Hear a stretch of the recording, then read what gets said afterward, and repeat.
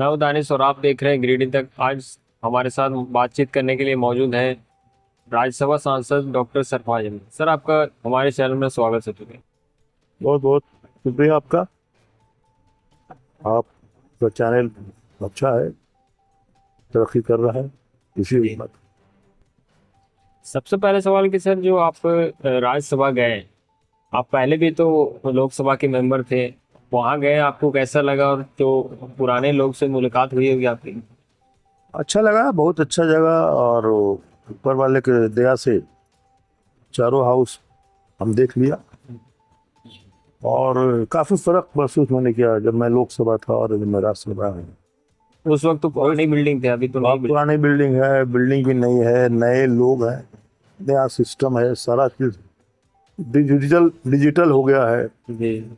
ये सब थोड़ा अंतर हुआ, थोड़ा थोड़ा कुछ सीखने में भी समय लगा हमको। जी लेकिन काफी अब तो जो वक्त के साथ, अब दुनिया के साथ चलना है। जी दुनिया जिस रफ्तार में दौड़ती है उस रफ्तार में हम लोग को भी चलना होगा। जी माने हिंदुस्तानी में तभी तो कंप्लीट कर पाएंगे। जी। जब आप शपथ ले रहे थे, स्पीकर ने भी आपसे कहा था कि पुराने साथी। हम और धनखड़ साहब एक साथ लोकसभा में थे। या शायद मैं पहले था, बाद में वो आए थे, लेकिन उस समय हम दिल्ली में ही रहते थे और हम लोग सब कांग्रेस पार्टी के ही मेंबर्स थे, ताल्लुकात थे, बातचीत होती रहती थी। साथी तो हैं पुराने, हम लोग काफी पुराने लोगों से मुलाकात हुई हमारी यहाँ। आप जिस समय लोकसभा में थे उस समय और अभी आप गए, पुराने लोग और किन किन से मुलाकात हुई थी? करीब करीब जो एक्टिव पॉलिटिक्स में हैं जी और जो पार्लियामेंट के मेंबर हैं या आते जाते रहते हैं या राज्यसभा या लोकसभा में हैं, तो लोगों से मेरा इंटरेक्शन हुआ है, मुलाकात हुई है। और कुछ नए लोगों से मुलाकात हुई है, कुछ नई, कुछ पुरानी ताज़ा बातों से आदान प्रदान हुआ है। नए पुराने चेहरे नजर आए हैं साथ में, अच्छी बात हुई है। आप उधर दिल्ली गए तो रेल मंत्री से भी आपकी मुलाकात हुई। आपने फिर उनको लेटर भी दिया कि जो ट्रेन है उनको ठहराव के लिए दो, फिर उनका मंत्री जी के जवाब दिया। जी, जब गए हैं तो इलाके के लोगों को कुछ भला होना चाहिए ना। जी और पहले ही सत्र में, अभी एक ही सत्र हुआ है, पहले तो 3 दिन हुआ जिसमें वोट हुआ, और उसके बाद दूसरा सत्र जो चला वो 10 दिन का था। तो मैंने रेल के ही मुद्दे को, जो दिक्कतें या जो ऐसे काम जो मैंने अपने लोकसभा के पीरियड में कराया था और जिससे आज लोग महरूम हो गए हैं, बंद हो गए हैं, मैंने उसको फिर से कोशिश की है कि उसको फिर से स्टार्ट करवाया जाए, चलाया जाए। और मैंने इन्हीं बातों को वहाँ पे रखा है। और कुछ नई ट्रेनें खुली हैं जिनका स्टॉपेज हमारे इलाके में नहीं है, तो मैंने वो सब भी बातें रखी हैं। और मुझे उम्मीद है मंत्री जी ने बहुत पेशेंस सुना उन बातों को। फिर मैं उनसे मिला भी, उनके चैम्बर में मैंने पत्र भी दिया और उनका फिर जवाब दिया जिसकी चर्चा आपने की है। और मुझे उम्मीद है कि आने वाले दिनों में इन सुविधाओं से जिससे हम लोग वंचित हैं आज, वो सुविधा वो प्रदान करेंगे, ये उस बात की उम्मीद है। और 24 तारीख को आसनसोल में ईस्टर्न रेलवे डिवीजन के आसनसोल और मालदा डिवीजन के जितने एमपीज हैं उनको उन लोगों ने 24 तारीख को बुलाया वहाँ पर। तो मैं इन सब बातों को दोहराऊंगा वहाँ पर। और इसमें क्या, इसके अलावा भी कुछ और जरूरियातें हैं जो रेल सुविधा होनी चाहिए, मैं उसकी बात वहाँ पर। मैं इस मुंडा में भी जो वहाँ पे जो जल जमाव का समस्या हो जाता था जी जी जी, कि। बिल्कुल मेरे संज्ञान में ये बात है। और मैं अपने एमएलए के समय में भी मैंने वहाँ पर जाम वाम किया था, रोड भी जाम किया था, और रेल रोकने का भी हम लोगों ने अभियान किया था, प्रोग्राम रखा था। और डीआरएम या उनके अधिकारी लोग आए थे और उन लोगों ने जिससे जो हम लोगों को कहा था कि जल जमाव को हम लोग जो भी टेक्निकल गलतियां हुई है उससे सुधार करेंगे। लेकिन दुख है कि कुछ हुआ नहीं उसमें। और 2-3 जगह जो अंडरपास है, साहब कहीं पचम्बा में भी है, मैथुंडा में भी 2 जगह है, और एक आध अंडरपास हमको और बनवाना भी है। इन सबों को, इस तरह की दिक्कतें जो बरसात में आती हैं, तो उसको कैसे दूर किया जाए और सही ढंग से बने, बस तो इस बात को रखेंगे। हमारे ये सब संज्ञान में है। अभी देखा हो आपने सर कि जो झारखंड में चंपई सोरेन को मुख्यमंत्री बनाया गया, तो जब उनको वापस से हटाया गया तो वो फिर बीजेपी में चले गए। देखिए, चंपई बाबू इस पार्टी के सीनियर लीडर रहे और बहुत प्रिय पात्र रहे गुरु जी के भी और हेमंत बाबू के भी। और आपने देखा कि हेमंत बाबू जब हट रहे थे तो उन्होंने चंपई बाबू का नाम पे पोस्ट किया था, और भी सीनियर लोग काफी थे। लेकिन राजनीति विश्वास की होती है। उन्होंने विश्वास किया और पूरा नेतृत्व उनके हवाले कर दिया। जितने दिन भी रहे वो, कहीं पर कोई चूं चां की बातें नहीं आई। और तो और जब मुख्यमंत्री बदले गए, माने पुनः जब हेमंत जी आए, उन्होंने चंपई बाबू की मर्जी से ही उनको फिर मंत्री बनाया, अपनी जगह पर दोबारा बने। तो कहाँ पर वो जिन बातों की चर्चा कर रहे हैं वो सब तो कहीं नजर नहीं आया। बात तो विश्वास की होती है, राजनीति में भरोसा विश्वास। हेमंत बाबू बहुत भरोसा की करके ना उनको सीएम बनाए थे। और अब वो क्या उन्होंने, बीजेपी ने उनको क्या सिखाया है, क्या समझाया है, तो आने वाला दिन वक्त ही बताएगा। उन्होंने कहा था कि जो विधायक दल की बैठक हुई थी उसी में मैंने कह दिया था कि आज से मेरा नया अध्याय शुरू होने वाला है। देखिए, उतना हम लोग ध्यान नहीं देते हैं कि विधायक दल की बैठक में कौन क्या कहता है, लेकिन हम लोग को विश्वास था कि चंपई बाबू जो भारतीय जनता पार्टी में चले गए हैं वो हम लोगों ने कभी सोचा भी नहीं था। यकीन ही नहीं आता अभी तक तो जैसा व्यक्ति एक सुलझे हुए राजनीतिक, उन्होंने पूरा जीवन आंदोलन किया, जेएमएम में इतना दिन रहे, जेएमएम की लड़ाई लड़े, अलग राज्य की लड़ाई लड़े, और वो चला जाएगा उल्टा सीधा इल्जाम लगाते हम लोग को भी। मतलब जाने से पहले लग रहा था कि ये जा सकते हैं या वैसा कुछ दो तीन दिन से तो लग रहा था, लग रहा था। और वो शायद ये चाह भी रहे थे कि कुछ जेएमएम के एमएलए को साथ लेके जाए। तो ये तो एमएलए साहबान जो उनके उस रीजन के थे, कोल्हान रीजन के, उन लोगों ने बहुत ही सूझबूझ का काम किया कि वो उनके साथ नहीं गए।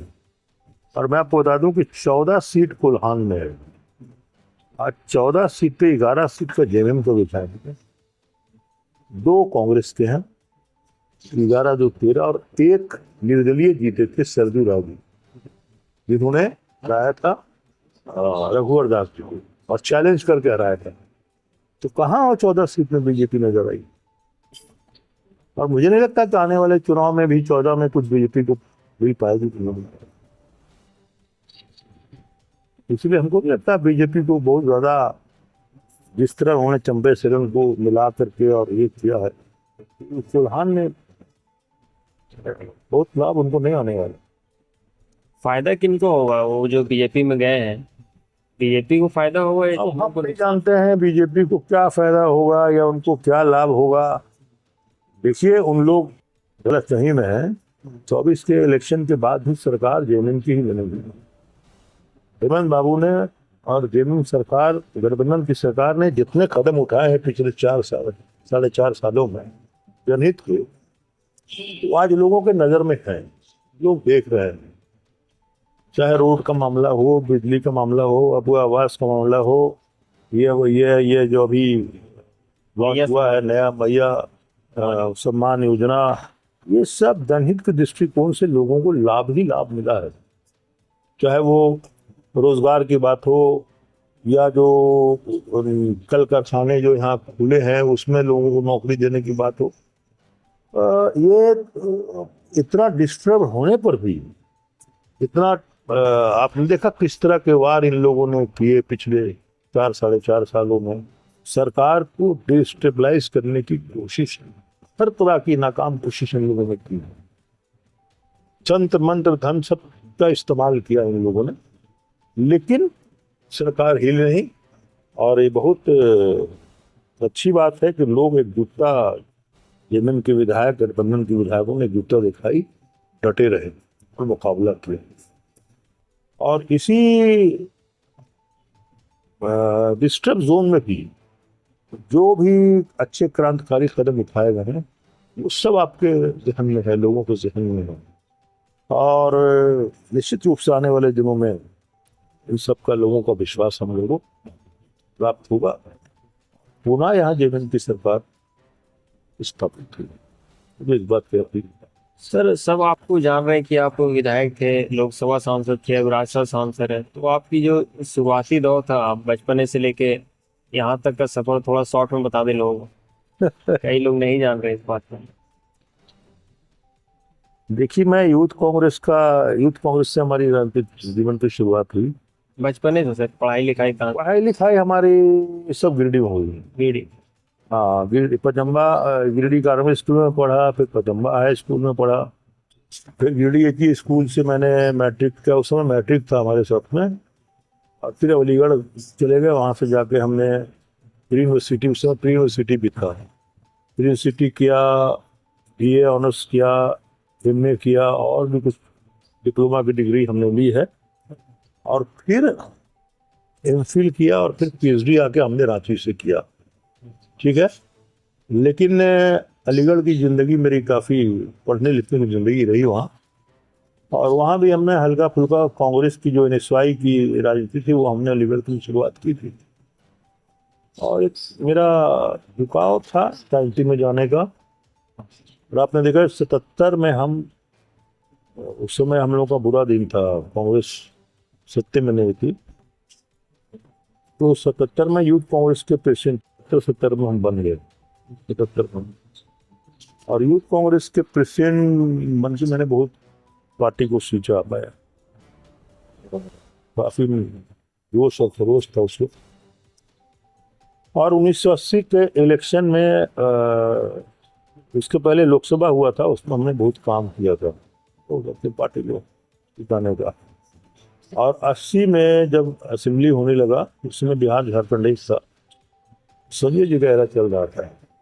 तो संजय गांधी ने कहा कि हर एक जिला में एक यूथ को हम लोग टिकट देंगे। तो वो टिकट मेरे हिस्से में आया था, 1980।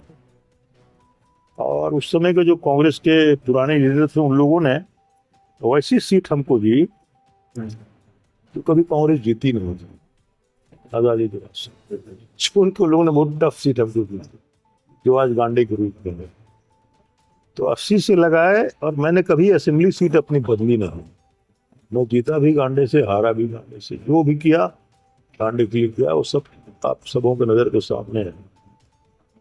ऐसी हालत थी कि गिरिडीह से गांडे जाने के लिए सोचना पड़ता था, रास्ते उसते नहीं थे, बहुत रास्ते खराब थे गांडे के इलाके में। आज तो ऊपर वाले की मेहरबानी कि हम लोग गांडे क्षेत्र के, बेंगाबाद हो या बस्ती, हम लोग कहीं भी कहीं गाड़ी से चले जाते हैं, रोड से बंद। इस समय ऐसी बातें नहीं थी। और फिर मैं लोकसभा, मुझे पार्टी ने लड़ाया, हालांकि मैं लड़ना नहीं चाहता था, पार्टी को हुआ तो मैं लोकसभा लड़ा। और 84-85 से 90 तक मैं लोकसभा में रहा। और फिर 90 का मैं लोकसभा जो हुआ उसमें मैं हार गया।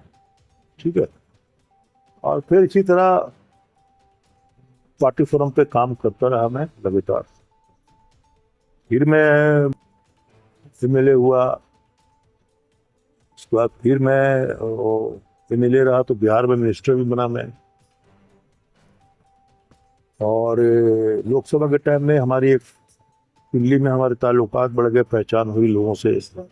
मैं राहुल गांधी के पिताजी राजीव गांधी से काफ़ी नज़दीक आ गया, मैं उनके साथ लग गया, काम करता रहा। और उन्होंने ही मुझे फिर बिहार का अध्यक्ष बना करके भेजा था, जो आपने देखा। और फिर वो एक्सीडेंट में उनकी डेथ कर गए, आतंकवाद की बड़ी चढ़ गए वो। और फिर नरसिम्हा राव जी का एरा शुरू हो गया, तो वो चलता रहा मामला। और फिर मैं एक टर्म एमएलसी भी रहा बिहार में। ठीक है, 6 साल के लिए मैंने बहुत सारे काम किए अपने मंत्री काल में। उर्दू टीचर की बहाली में 10% जो आज उर्दू की बहाली हो रही बिहार में या झारखंड में, तो मेरे मेरे वक्त में कानून बना हुआ था, एजुकेशन डिपार्टमेंट मेरे पास था। मैंने एआईसीसी में भी काफ़ी दिन रहा, मैं 8 9 साल 10 साल एआईसीसी में मैंने पार्टी के अंदर काम किया, पार्टी फ्लोर में। और यही कारण है कि कांग्रेस के जो पुराने चेहरे हैं या नए लोग हैं उनको अच्छी तरह से जानते हैं, खास करके झारखंड के, बिहार के सभी। आज भी ताल्लुकात सही है। झारखंड अलग बना तो फिर मैं फिर एक बार एमएलए बना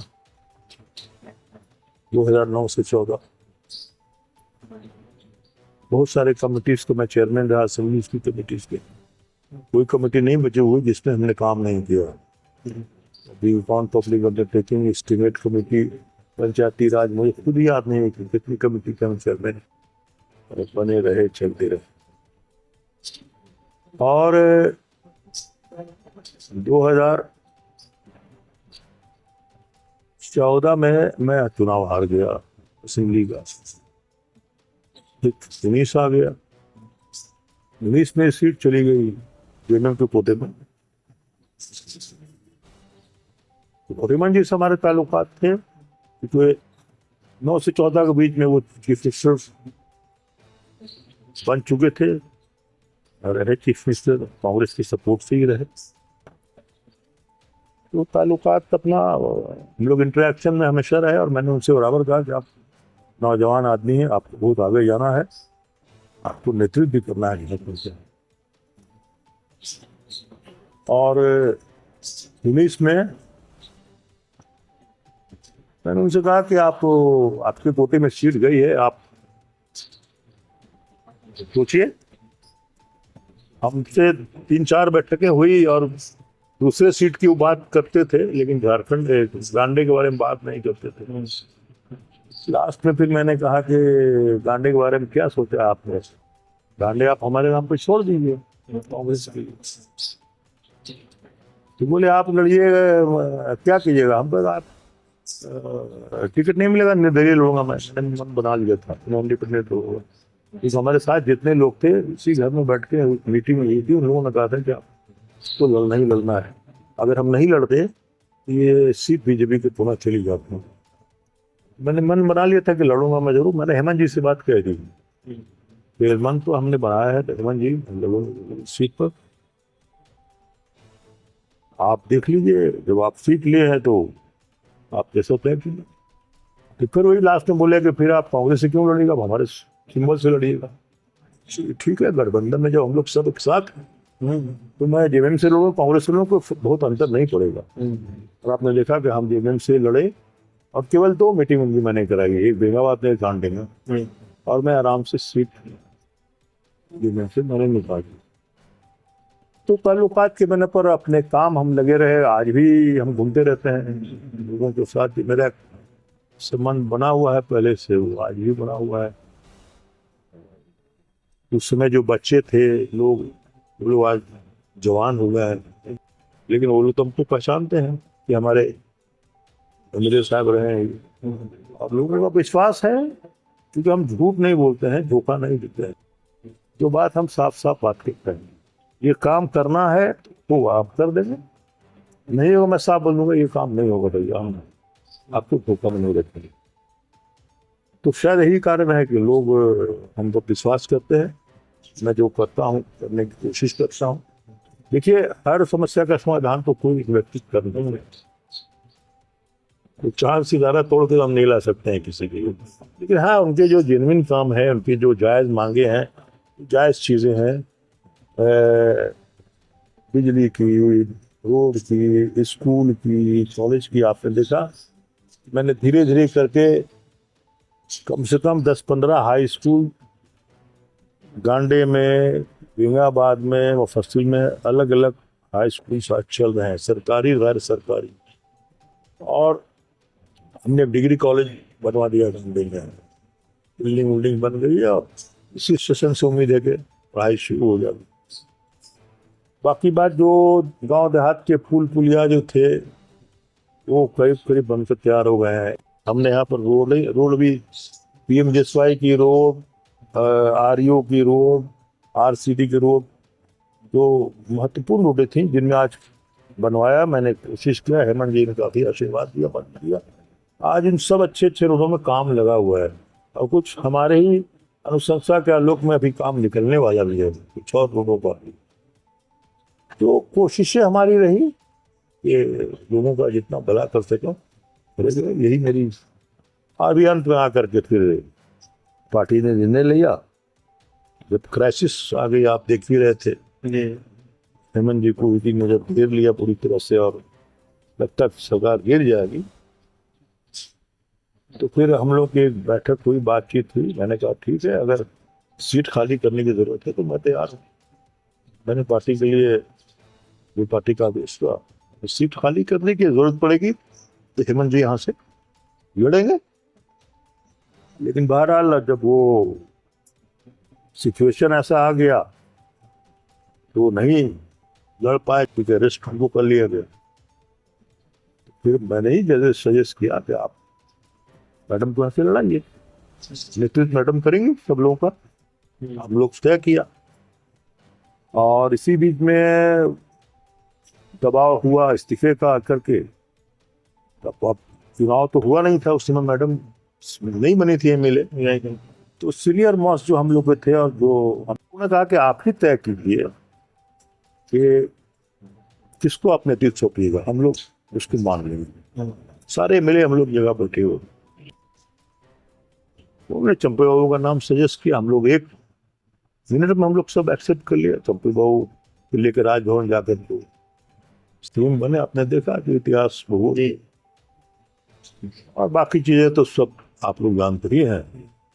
फिर हेमंत बाबू को जो इल्जाम लगा था उसको हाई कोर्ट में खारिज कर, उनको बेल मिल गया और दलों की बैठक हुई, विधायकों की। इन लोगों ने तय किया कि पुनः हेमंत जी के 2 लीडरशिप अलग अलग रहे। हेमंत जी प्रेसिडेंट भी रहे, चंपा सीएम रहे। ये कंफ्यूजन होने की बात हुई अभी, इसलिए भी एक नेतृत्व के आधार पर हेमंत जी फिर चीफ मिनिस्टर बने, चंपा जी उनके साथ चले। और जो भी मुमकिन हुआ, सरकार ने 4.5 साल, 4.5 साल जो गुजरा है उसमें बहुत सारे क्रांतिकारी कदम उठाए गए, इसकी हमने चर्चा आपसे की है। तो ये सब चीज़ों का आने वाले दिनों में हमको झारखंड के लोगों पर विश्वास है, हमको यहाँ के युवाओं पर, नौजवानों पर जो बन पाया है राज्य सरकार ने। जबकि हमारी केंद्र में हमारी सरकार नहीं है और केंद्र की सरकार ने हमको मदद नहीं किया, जो हमारा ड्यू था वो केंद्र ने नहीं दिया।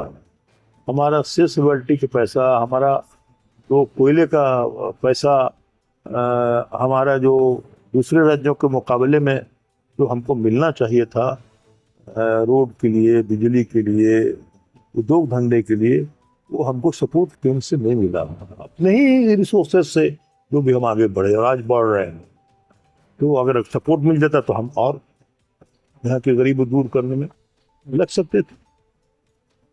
तो जो भी हुआ उसके सामने, और कोशिश हुई कि अच्छी सरकार, लोगों के हित की सरकार चले, और वो चली। और यही कारण है कि फिर 24 का चुनाव जब भी हो, नवंबर में हो, दिसंबर में हो, निश्चित रूप से मुझे विश्वास है कि हम लोग लौट कर सरकार बनाएंगे। तो आपने देखा कि पिछले कई एक सालों से कितना, जब से झारखंड बना है, उठा पटक कितने चीफ मिनिस्टर बदले, कितना नेतृत्व बदला, और अधिकांश समय तो यहाँ बीजेपी की सरकार रही जाती है। जेएमएम, कांग्रेस या गठबंधन की सरकार तो बहुत कम रही, और जब भी रही उन्होंने एक छाप छोड़ा झारखंड। अब जो हमारे ऊपर इल्जाम ये लोग लगाते हैं, वो खुद बताया कि अपना जो स्पैन ऑफ वर्क था, जो उन लोगों ने इतने साल किए और जो मेरा है, दोनों के मुकाबले में कौन भला है। देखिए, केवल मीटिंगें करना और अखबार में छपवाना और इनको तोड़ा, उनको जोड़ा, उनको मिलाया, इससे लोगों का क्या भला हो सकता है।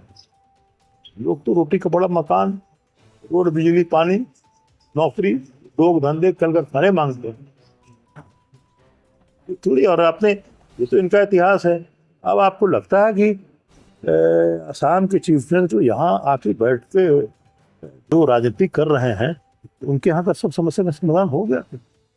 उन्होंने सब काम कर दिया अपने स्टेट में, और करके सब काम छोड़ करके और यहाँ आके कोई भी चीफ मिनिस्टर अपने राज्य से हट करके और दूसरे राज्य में इतना लंबा समय और वो भी गंदी राजनीति करने की कोशिश हो रही है।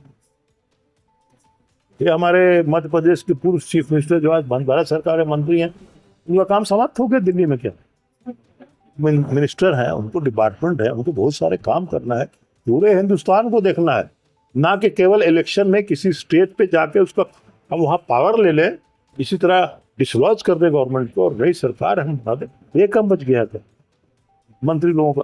अब देख रहे हैं आज फिर कि छत्तीसगढ़ के डिप्टी चीफ मिनिस्टर भी वो आगे जम रहे हैं। तो क्या है, बैरन जमीन है क्या ये? है? जो आए अपना घूमने लगे, ऐसा नहीं है। झारखंड के लोग बहुत ऐतिहासिक हैं और बहुत सोच समझ रखने वाले हैं, और वो फैसला लेंगे, अपने हित का फैसला लेते हैं। सबको परखे हुए, सबको देखे हुए। इनकी भी सरकारें चली हैं और भी सरकारें चली हैं, हम नेतृत्व को भी देखते हैं। इसलिए ऐसा नहीं कि जो उतना आसानी से लोग समझ रहे हैं कि यहाँ से एक सेकुलर और मजबूत नेतृत्व को उखाड़ के फेंक दें, ये संभव नहीं है। उससे भला होगा कि वो अपने अपने राज्यों में, असम में और जहाँ जहाँ के लोग हैं वहाँ पर अपना काम करेगा। ज़्यादा उनके लिए वो देश आपने देख लिया, लोकसभा के इलेक्शन के बाद कैसी सरकार बनी, कितने मुश्किल से जोड़ तोड़ करके अपना। अब आप देश के नेतृत्व आप संभाले हुए हैं, आप सबको छोड़ करके एक राज्य में आकर के पड़ गए। लोग नहीं देख रहे हैं क्या? सब अच्छी बात नहीं। कहाँ झारखंड या बिहार के लोग कुछ दूसरे राज्य में जाकर के काम धाम छोड़ के जाके बैठ जाते हैं, चुनाव बैठते हैं क्या? हमारा चीफ मिनिस्टर कहीं गया था क्या इलेक्शन में? अरे एक दिन दो दिन गया, मीटिंग करके चला है। तो ये अपना सब काम छोड़ करके चले आ रहे हैं और वही छोटी हल्की बातें कर रहे हैं। आपके यहाँ भी बहुत प्रॉब्लम है, ऐसा थोड़ी कि आपका सब समस्या का समाधान है। बाढ़ की समस्या, बाढ़ की वहाँ समस्या, वहाँ जाने। अब घुसपैठी, बांग्लादेशी घुसपैठी बोलते हैं, झारखंड चले आ रहे हैं, इनको रोकेंगे। बांग्लादेश का क्या हमारा डायरेक्ट कोई बॉर्डर है क्या? अब बताइए, बांग्लादेश का झारखंड से कोई डायरेक्ट बॉर्डर नहीं। बांग्लादेश से घुसपैठियों जो कहते हैं, जिनको उनको झारखंड आने के लिए इनके 3-4 हुकूमत की सरकारें क्रॉस करनी होगी। आसाम आना होगा, बिहार आना होगा, जहां इनकी सरकार है, तब ना वो झारखंड आएगा। मैंने ये बातें रखी थी दिल्ली में भी कि आप लोग जो मजाक करने की बात करते हो, कोई डायरेक्ट एयर लिंक तो बांग्लादेश से झारखंड का, रांची का है नहीं। जो घुसपैठी कहाँ से आ रहे हैं भाई, और आ रहे हैं अगर इंटर बॉर्डर क्रॉस करके, तो ये जिम्मेवारी राज्य सरकार की नहीं है, ये जिम्मेवारी केंद्र सरकार की, आपकी है। तो आप उसको रोको, कानून आपके पास है, कौन मना कर रहा है आपको रोकने की? रोक पा नहीं रहे हो, अगर आ भी रहे हैं, एक तो आ ही नहीं रहे हैं, खामखा के इल्जाम। क्या जितने मुसलमान झारखंड में सब बांग्लादेशी हैं क्या? वो झारखंडी नहीं है। बिहार के जो मुस्लिम बांग्लादेश के है, बिहार के जो आसपास किशनगंज, पूर्णिया और कटिहार के जो मुस्लिम हैं, वो सब बांग्लादेशी हैं, बिहार के नहीं है क्या? तो इस तरह की बातें, छोटी ओझी बातें, लोगों को डिवाइड एंड रूल, अंग्रेज की राजनीति करने वाले लोग उसी लाइन पर ये चल रहे हैं आज भी। इस मुल्क की आज़ादी में सारे योद्धाओं ने, सारे लोगों ने कुर्बानियां दी हैं, शहीद हुए हैं। ये इतिहास और गवाह है, सब चीज है, बड़े बड़े नाम हैं जुड़े हुए हिंदुस्तान की आज़ादी से। उसको 1 मिनट में कोई ब्लैक बोर्ड की तरह आप मिटा नहीं पाओगे। इसलिए ये सब काम ठीक नहीं, उसी का नतीजा है कि आप वहाँ हारे हो जहाँ जहाँ आप उम्मीद थी, अयोध्या जैसे शहरों में कि आप जीत जाओगे, लोगों ने आपको नकार दिया है। आप हिंदुस्तान को आगे बढ़ाने की कोशिश करो, दुनिया के नक्शे पर आप कोशिश करो हिंदुस्तान को कैसे आगे ले जाएं। समाज को डिवाइड करके ताकत हिंदुस्तान आगे नहीं बढ़ सकता है। ये सब समझने की बात है। आपका कोई सपना है क्या सर कि आप कुछ काम करना है आपको, जो आप काम इतने दिनों में कुछ नहीं कर पाए लोगों के लिए कुछ? और देखिए, जरूर नहीं कि हर काम जो इंसान सोचता है वो हो ही जाए, जी। ठीक है ना। जब कभी मौका मिलेगा तो जो हमारे दिल और दिमाग में बहुत सी चीजें हैं उसमें आज अभी नहीं बता पाऊंगा, और इसको कर दूंगा। सर, अगर उस अल्लाह ताला ने, ईश्वर ने, खुदा ने मौका दिया तो मैं उसको करूंगा, अगर मौका मिले। नहीं तो कोई बात नहीं है, मैं अपने राजनीतिक जीवन से सेटिस्फाई हूँ, कोई दिक्कत नहीं। और फ्यूचर कोई किसी का देखता है क्या, तो जानता है कि कल क्या होने वाला है। फ्यूचर के बारे में आपने कुछ सोचा है कि ये राज्यसभा का जब आपका 6 साल हो जाएगा उसके उस बाद? वक्त जैसा माहौल रहेगा, 1930 तक तो अभी राज्यसभा में है, उसके बाद क्या होता है देखा जाएगा। जब तक इस जी। जिस्म में खून है, ताकत है बदन में, तब तक लोगों की सेवा जिस हैसियत में रहूंगा, जिस स्थिति में रहूंगा, मैं करता रहूंगा। मुझे इससे कोई रोक नहीं सकता है, वंचित नहीं कर सकता। और मैं छोटी बातें और ओछल राजनीति कभी नहीं करता हूँ। ये मेरा इतिहास और भूगोल है, और यही मेरी पूंजी है। आज तक मेरे ऊपर कोई इल्जाम, कोई उंगली नहीं उठा सकता किसी तरह का। जेबी केस ने सर गिरिडीह में नए चेहरे को लाने के वाले हैं विधानसभा के लिए। अब यार वक्त जब आएगा, जेबी केसेस है कि कौन कौन है, कितने लोग हैं बाजार में, कितने लोग घूम रहे हैं, आप देख रहे हैं। हर एक क्षेत्र से 10 ठो 12 ठो लोग आ रहे हैं, जा रहे हैं, उम्मीदवार बन के बाजार में घूम रहे हैं। कोई कौन है, क्या नाम, इससे घूम रहा है, कोई उस पार्टी का बादल है घूम रहा है, कोई बीजेपी का जो ब्रांच है उसको लेके घूम रहा है। हम लोग बहुत लोगों को देखे हैं, जीवन में बड़े उतार चढ़ाव देखे हैं। जब चुनाव आने लगता है 10-12 ठो लोग बेमतलब का, कोई अपनी पार्टी छोड़ के भाग रहा, अब कहाँ जाएगा चुनाव। अरे भैया, लोगों का प्यार आशीर्वाद मिलेगा तब ना आप सेवा कीजिएगा उसकी। कि खाली ये दल बदल के और इससे उससे लंबा लंबा चौड़ा बात करके, बहुत से लोग ऐसे गांडेस हैं जो हर साल हर इलेक्शन लड़ते भी हैं, हारते भी हैं। नहीं है, अब फिर वो लोग बाजार में घूमने लगे, फिर आएगा, फिर चले आ जाएंगे किसी न किसी का सिम्बॉल लेकर के। चलता है, कोई बात नहीं, पार्ट ऑफ पॉलिटिक्स। आपकी हॉबी क्या है सर? जब आप कुछ समय जब खाली बच जाता है तो उस समय में क्या करना पसंद है? देखिए, मैं साफ बताऊं, जी। मैं प्लेयर भी रहा हूँ, बहुत अच्छा प्लेयर नहीं रहा। जी। फुटबॉल भी खेला, क्रिकेट भी खेला, साइकिलिंग बहुत मैं करता था। अलीगढ़ में साइकिलिंग बहुत होती थी, हर स्टूडेंट के पास साइकिल रहती थी, बड़ा घूमता था, हम लोग साइकिल से घूमते रहते। अब पिक्चर में वो देखता हूँ, आज भी मौका लगता है पिक्चर देख लेते हैं। पिक्चर? हाँ, नई पुराने पिक्चर, मैंने स्टूडेंट लाइफ से ही पिक्चर देखना शुरू किया था, उसके पहले ही समझ। और आज भी मौका लगता है तो छोड़ता नहीं, देख ही लेता हूँ पिक्चर। हीरो कौन पसंद है? घूमने का बहुत मुझे शौक है। मैंने देश तो, कोई देश का कोई पार्ट बचा नहीं होगा जब मैं नहीं घुमा होगा। हिंदुस्तान का तो कोई नहीं, चीरा पूंजी हो, चाहे केरल हो, चाहे कश्मीर हो, सब जगह मैं एक एक चप्पा चप्पा मैं घुमा हूँ।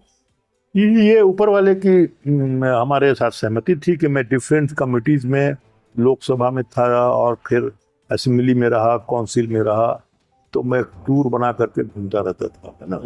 अंडमान निकोबार से लेकर के पौंडीचेरी वगैरह सब मैं घूम चुका हूँ। और विदेश भी बहुत मैंने यात्रा की है इन कई एक सालों में, लोकसभा के टाइम में भी, और वैसे भी अपना पर्सनल प्रोग्राम बना के। हमारे रिश्तेदार हैं, बाल बच्चे हैं, तो छोटे छोटे कंट्री भी हम गए हैं, मुस्लिम कंट्री, मिडिल ईस्ट भी हम घूमे हैं, यूरोप में भी घूमे हैं। एक एक हफ्ता हम लोग 10 दिन किराया पर गाड़ी ले करके घूम रहे हैं। फ्रांस है तो जर्मन है तो कहाँ है। और आज भी मौका कभी लगता है तो बाल बच्चों से मिलने में निकल जाता हूँ, मिलने उन लोगों से, रिश्तेदारों से मिलने के लिए। इसलिए कोई कंट्री, छोटे छोटे कंट्री में साइप्रस भी गया हूँ। साइप्रस का बहुत ज्यादा नाम तो नहीं आपने सुना होगा, मैं वहाँ भी गया हूँ। इराक भी गया हूँ, मैं सद्दाम हुसैन से मिल चुका हूँ। हाँ, मैं उनका गेस्ट रहा हूँ। बोले जो उनका अंत जैसा हो, लेकिन बहुत जबरदस्त व्यक्ति था वो, एक अच्छा कैरेक्टर का आदमी था, जिससे बड़ी बड़ी ताकतें हिंदुस्तान की डरती थी। मैं उनका गेस्ट रह चुका हूँ, और मैं अकेला नहीं, हम लोग 4-5 MP गए थे एक साथ, इराक, ईरान, सब जगह, मिडिल ईस्ट, मक्का मदीना, सब दुबई हुए, सब घूम चुके हैं। आज भी जहाज मेरी निकलती है उधर, कहीं रुकते रुकते तो एक आध दिन में घूम लेता हूँ बाहर।